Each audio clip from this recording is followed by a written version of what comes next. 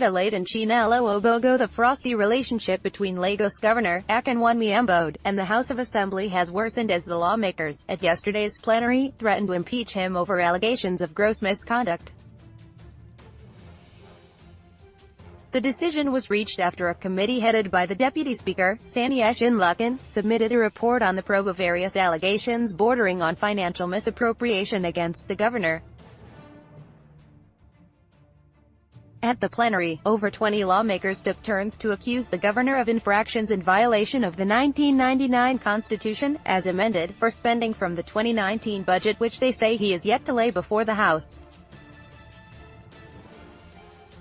Against the backdrop of the decision of the leadership of the All Progressives Congress (APC) in Lagos to deny Ambode a second-term ticket, last year, there have been fears that there might be clandestine plot to impeach the governor. Regardless, the Assembly constituted the Akinwunmi Committee to probe the governor's 2018 expenditure. Thereafter, the Commissioner for Finance, Accountant General, Budget and Planning Commissioner as well as the Attorney General and Commissioner for Justice were summoned to appear before the probe panel.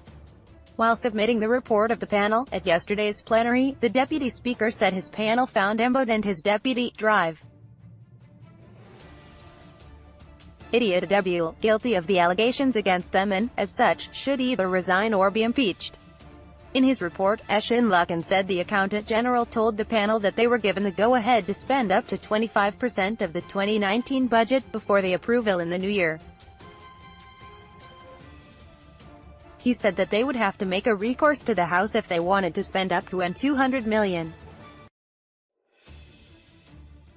Akinwunmi said, "Our committee pointed out to the commissioners that the governor ought to lay the 2019 budget before December 31, 2018, but that so far, the budget is yet to be laid till date. We asked them to bring out the law that allows them to spend up to 20% of the budget of the preceding year. They could not bring out such law and we said what they did was wrong. We discovered that people have started receiving alerts and this has grave implication for the executive. It was our finding that for the smooth running of government, there must be strict adherence to the Constitution and it must not be violated.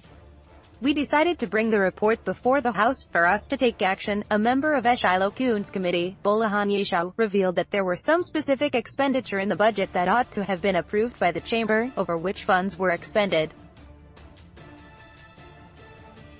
"We had issues of environment and monies being spent without approval. We had cases of items that were not budgeted for being carried out. It shows the executive rewrite the budget at will. A breach of the Constitution and gross misconduct are being committed here and the punishment is clear. We should begin an impeachment process if the executive does not retrace its steps," Yishao said. Majority Leader Sani Ambode supported the impeachment call, and added that the commissioners, whose appointments were confirmed by the House, and are working with the governor, should also face the music. "There are three arms of government of which the executive is one. Our government is still running and not shut down. What we want to do is to ensure that the infractions from one arm of government does not affect another. It is clear that the budget has not been presented before the House. We should let the public know that we do not have the budget before the House. Three suggestions we made, that the commissioners, working with the governor, should have vote of no confidence passed on them. They have failed in their responsibilities. The next is for the governor to resign or we begin an impeachment process against him. We can communicate to him to rein them in or, failure to do that is for us to start collecting signatures of lawmakers so that we can be seen to have done our job." Speaker Mudashiru Obasa said it is important to give the governor fair hearing over the budget issue and summoned him to appear and defend his actions. "The commissioners, who ought to have advised the governor, did not do so. We must give them fair hearing, to come and explain what happened. We want to call on the governor to come within a week, and explain himself, along with his commissioners. We can start gathering signatures for impeachment. But, for now, let us exercise patience and wait till another time," Obasa said.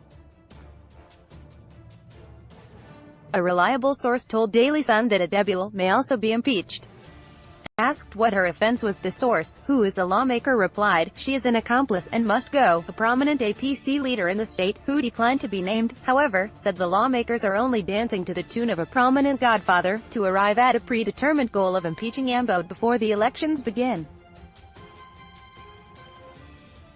The lawmakers have deliberately refused to consider the 2019 budget sent to them since last year because they don't want the governor to continue his landmark projects that dot every part of the state. By so doing, they will set the people against him and cripple him financially. They have virtually achieved all that, and now they are going for the kill, the last lap of the agenda, and that is to impeach him. Unfortunately, the deputy governor has been caught in the plot, the source added. Another party source, who was privy to the development, said a Depu is being listed for impeachment to pave the way for Obogo to have a smooth ride to become governor. If they succeed to impeach only Ambode, the Constitution states that his deputy will automatically become governor, but to avert that and pave the way for Obogo, they have chosen to impeach both the governor